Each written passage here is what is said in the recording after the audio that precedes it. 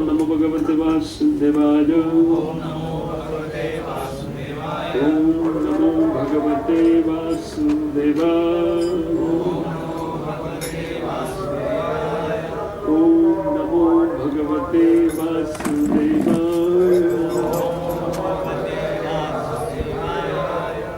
नारायणं नमस्कृत्य नरं चैव नरोत्तमं देवीं सरस्वतीं व्यासं ततो जयमुदीरये। नष्टप्रायेषु भद्रेषु नित्यं भागवत सेवया। भगवतीरुत्तमश्लोके भक्तिर्भवति नैष्ठिकी। श्रीमद् भागवतम पंचम स्कंद 11वां अध्याय श्लोक संख्या 5। सह वासनात्मा विषयोपरक्त गुण प्रवाह विकृतः षोडशात्मा बिभ्रति पृथक् नाम विहि रूप भेदम अंतर्बहि ही उत्कृष्ट च पुरै तनोति सवासनात्मा विषयोपरक्त गुण प्रवाहो विकृत षोडश आत्मा बिभ्रत पृथक नाम विरूप भेदम अंतर्बहिष्टु शुच पुरैतनोति। सा वह वासनात्मा जो पुण्य और पाप की इच्छा है, विषय उपरक्त जो विषय में आसक्त है, गुण प्रवाहो गुण के द्वारा प्रेरित विकृता जिनमें भोग विकार है, षोडशात्मा 5 भूत 5 ज्ञानेंद्रिय और 5 कर्मेंद्रिय और 5 तन्मात्रा और एक अहंकार। षोडश ये 16 में विभ्राट प्रकाशित करता है, पृथक भिन्न नाम वाला, रूपम रूप वाला, भेदम अनेक प्रकार के भेद से, अंतर निकृष्ट बहि उत्कृष्ट च भी पुरई शरीरों का स्तनोति विस्तार करता है। अनुवाद इस प्रकार है कि वही विषयों से रंजित मन विषयों में आसक्त रह करके गुणों के द्वारा चालित होकर ये अनेक विकारों से युक्त होता है। और ये जो पंचभौतिक रूप और अंतकरण रूप और उनके साथ इंद्रियों के समूह रूप ये 16 तत्व है, उनमें से प्रधान मन है। तो ऐसा मन उन जीवात्मा के सामने उनके रूपों को प्रकाशित करता है, उनके रूप दिखाते हैं। तो रूप कैसा है तो कहते हैं नाम वाला और प्रकृतिगत रूप, अर्थात अनेक प्रकार का जो शरीर है अधम और उत्कृष्ट देवताओं का, उन शरीर का तो वे प्रकाश करता है। वो मन ही है, वो प्रकाश ने पूरे तनोती उनको उन शरीरों का विस्तार करता है। अमज्ञाननिर्गन्धस्य ज्ञानाञ्जनशलाकया चक्षुरुन्मिलितं येन तस्मै श्री गुरुवे नमः। श्री चैतन्यमनोभीष्टं स्थापितं येन भूतले स्वयं रूप कदा मह्यं ददाति स्वपदान्तिकम्। वन्देऽहं श्रीगुरौ श्रीयुतपदकमलं श्रीगुरून् वैष्णवं श्रीरूपं साग्रजातं सहगण रघुनाथान्वितं तं सजीवं साद्वैतं सावधूतं परिजनसहितं कृष्ण चैतन्यदेवं श्री राधा कृष्ण पादान् सहगण ललिता श्री विशाखन्वितंश्च मुखं करोति वाचालं पङ्गुं लङ्घयति गिरिं यत्कृपातमहं वन्दे परमानन्दमाधवम् श्रीगुरुनलिनतारिणं जयतं सुरतपङ्गौ मम मन्दमते दुगति मत्सर्वस्वपदाम्भोजो श्रीराधामदनमोहनं वाञ्छाकल्पतरुभ्यश्च कृपा सिन्धुभ्यैव पतितानां पावनेभ्यो वैष्णवेभ्यो नमो नमः। श्री कृष्ण चैतन्य प्रभु नित्यानंद श्री अद्वैत गदाधर शिवासादि श्री गौर भक्तवृंद। हरे कृष्ण कृष्ण कृष्ण हरे हरे हरे राम राम राम हरे हरे कृष्ण। तो भरत महाराज राजा रघुकुल को उपदेश देते हुए उन मन किस प्रकार जीव को इस संसार में भटकाता है इसकी व्याख्या करते हुए ये बता रहे थे, जैसे हम दोपहर की क्लास में सुने कि यावन मनोरजसा पुरुषस्य सत्वेन्द्रिय तमसा रुद्धम।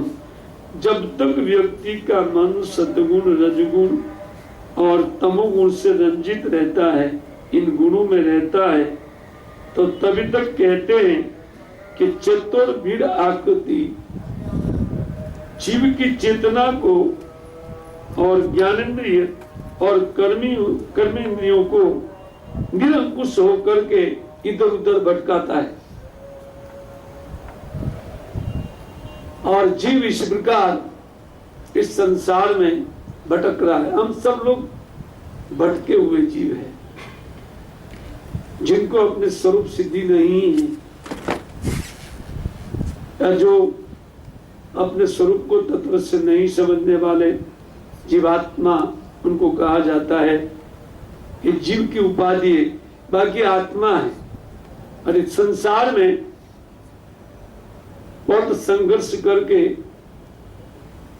जो जीने में प्रयत्नशील है, इसको जीवात्मा बोलते हैं। सर्वत्र जीवात्मा का न तो इस भौतिक रूप है और न तो वो स्त्री है, न पुरुष है, न नपुंसक है।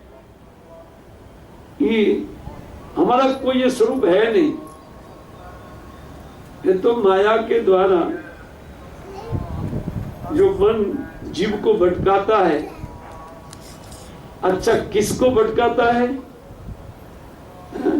तो इसके लिए ये कहा गया है कि जो व्यक्ति इस संसार के सुख को और स्वर्ग तक के सुख को स्वप्नवत नहीं मानता है, उनको भटकाता है। वो आगे बात कह दिया, हम लोग विस्तार से उनको श्रवण करते आ रहे थे।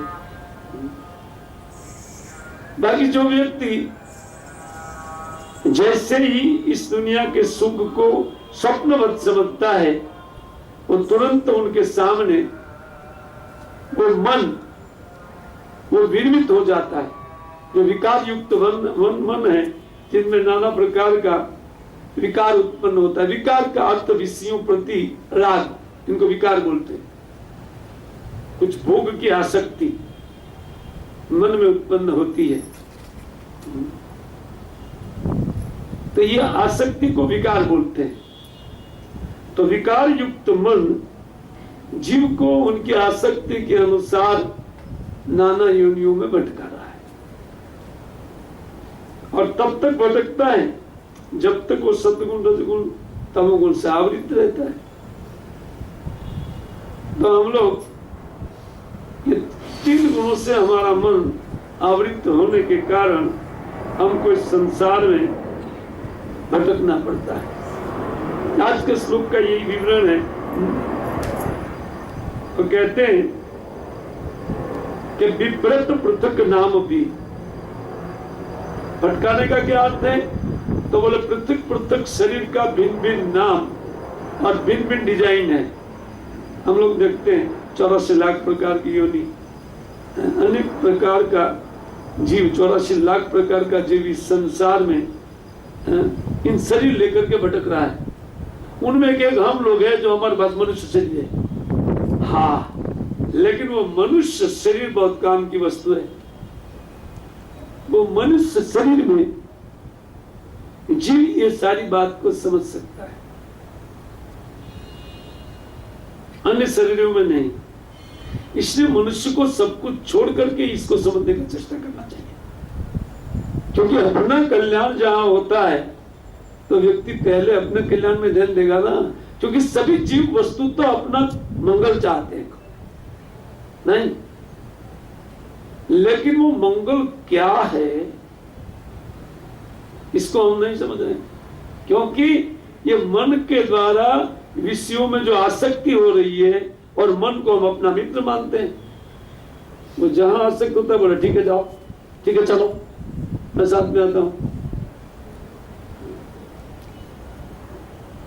दोपहर में थोड़ी चर्चा हुई थी कि कैसे मन से नियंत्रित होकर के ये 80 किलो का शरीर उन नाव जैसे उन पानी में, और वो नौका जिस प्रकार हवा चलती है उसी प्रकार नौका भी उसी ओर चलती है। उसी प्रकार मन में जो विकार उठता है, किसी के प्रति जो राग उत्पन्न होता है, तो ये 80 किलो का शरीर वो चलने लगता है बस विचार के साथ। तो बिल्कुल ये मन के द्वारा नियंत्रित है। और वो मन क्या है? बोले वो 16 आत्मा 16 प्रकार का है। ये मन के द्वारा ही सृष्टि है। हमारे पास जो इंद्रिया है, ज्ञानेन्द्रिया, कर्मेंद्रिया, ये मन सृष्टि है। अगर मन विकार में नहीं फंसता था तो ये ज्ञानेन्द्रिया, कर्मेंद्रिया जो जीव को भोगने के लिए मिली है वो उनके पास नहीं होती। शुद्ध इंद्रिया उनके पास होती है। वही इंद्रिया चित्त शुद्ध होने पर मुक्त रूप में उनके पास रहती है, जीव के पास। लेकिन वो बद्ध दशा में वो 16 आत्मा 16 प्रकार का ये विकृति उनमें उत्पन्न होता है। और किसके कारण? ना गुण प्रवाह, गुणों से प्रेरित होने के कारण। क्योंकि विषय में आसक्त मन है, और ये मन जब तक विषय में आसक्त होकर के विषयों में भटकता है तब तक एक के बाद दूसरा रूप देखने को मिलता है। किसको किसको देखने को मिलता है? आत्मा को। अनेक रूप वाला आत्मा हो जाता है, जबकि उनका एक ही रूप है, लेकिन देखने के लिए मजबूर। क्या करें? क्योंकि हम अपनी इच्छा के अनुसार, अपने मन के अनुसार कर रहे हैं। तत्वतः अपने स्वरूप के अनुसार हम लोग व्यवहार नहीं करते हैं। और जहां पर स्वरूप का वर्णन होता है वहां पर मुश्किल से ये मन हमको बैठने दे रहा है, मुश्किल से थोड़ी देर के लिए बैठने देता है, बाकी वो हटा देता है वहां से। इसलिए व्यक्ति को चाहिए कि अपने मन को नियंत्रित करे। मन को नियंत्रण में वो करने के बाद मन शांत हो जाएगा, विषयों में भटकेगा नहीं।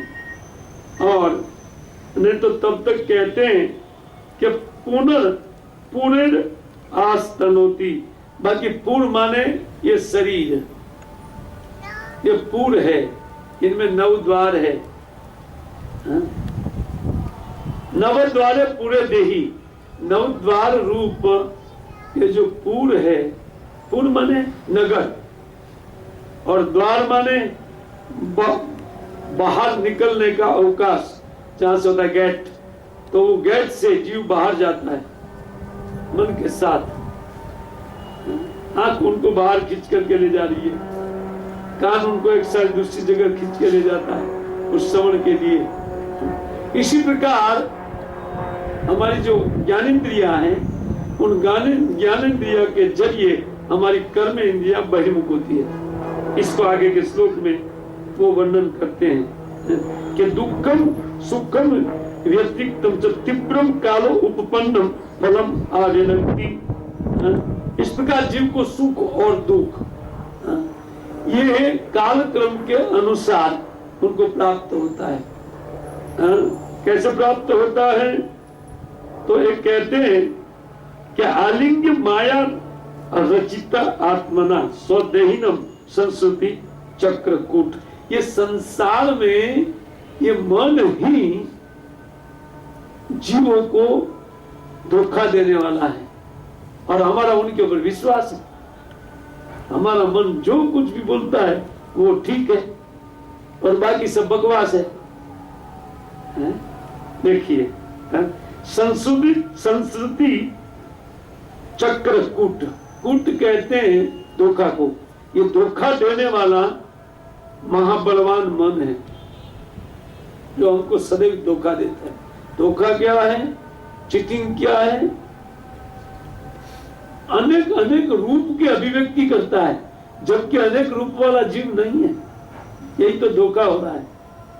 और फिर अनेक प्रकार का कर्म फल, फलम आभ्यदक्ति, उन काल के प्रभाव के कारण उनकी तीव्र भोग की जो लालसा है, इसके कारण वो काल के प्रभाव से जैसे जैसे कर्म करते हैं, उन कर्मों के कारण वो आत्मा, ठीक है, आत्मा क्यों भटकती है भाई? उसके तो कुछ लेना देना नहीं है, मन से क्या लेने देना है? बोले नहीं, आलिंग्य अर्थात वो मन उनको आवृत करके रखा है कव्वर के रूप में। आत्मा पर एक कव्वर है, मनोमय कव्वर, एक बुद्धि का कव्वर भी है, मनोमय बौद्धिक, ये सब कवर लगे हुए हैं। चित्त अहंकार का एक कवर है। तो इसके कारण कहते हैं वो मन उनका आलिंगन दे करके माया रचिता अंतरात्मा स्वदेहिनम, अपने देह को स्वदेहिनम, अपने देह को आलिंगन करके, अर्थात अपने सूक्ष्म शरीर, लिंग शरीर को जीवात्मा ने आलिंगन किया, ये मेरा है। इसी के कारण स्थूल बॉडी जीव बदलता रहता है। तो बहुत जबरदस्त विज्ञान है। मन में जैसी सोच है उसी प्रकार का शरीर। जिस प्रकार व्यक्ति सोचते हैं वैसा शरीर मिलता है। अगर उच्च कक्षा की सोच है तो उच्च कक्षा का शरीर। आगे के श्लोक में कहते हैं 7वें श्लोक में कि तावान अयम व्यवहार सदा अभी क्षेत्र साक्षो भवति स्थूल सूक्ष्म। कहते हैं कि इसलिए ये संसार व्यवहार का मन प्रकाश करता है, बिल्कुल झूठा है, स्वप्न तुल्य है। लेकिन कहते हैं ये व्यवहार जगत सदा अविकांत प्रकाशित करता है? जैसे व्यवहार को हम लोग पूर्वजन्म ने किए हैं और जो पूर्वजन्म की वासना है, उन वासना युक्त मन उसी प्रकार अभिव्यक्त होता है। उस डिजाइन में वो फोटो गिराता है अपने मन में और फिर इसी डिजाइन का शरीर जीव को मिल जाता है। इसलिए विवेक पूर्ण जीना चाहिए मनुष्य को, ताकि कम से कम मानव शरीर पास में रहे। अविवेक पूर्वक जो जीते हैं तो मनुष्य शरीर तो उनके पास तुरंत चला जाएगा, रहेगा नहीं, क्योंकि हमेशा तो एक शरीर रहता नहीं है, बदलते हैं। इसलिए कहते हैं कि ये दुनियावी व्यवहार उनको झेलना पड़ा। वो कैसे बोले? क्षेत्रज्ञ साक्ष्य। यद्यपि क्षेत्रज्ञ जो है वो साक्षी है, वो जीव केवल वो दर्शन, वो दृष्टि कर रहा है, देख रहा है शरीरों को, अधम शरीरों को और उच्च प्रकार के शरीरों को। स्थूल सूक्ष्म का अर्थ अधम और उत्कृष्ट शरीर को। तस्मात् मनो लिंगम अदो वदंती गुण गुणा तु अस्य परावरस्य। कहते हैं उसका कारण ये जीव ने जो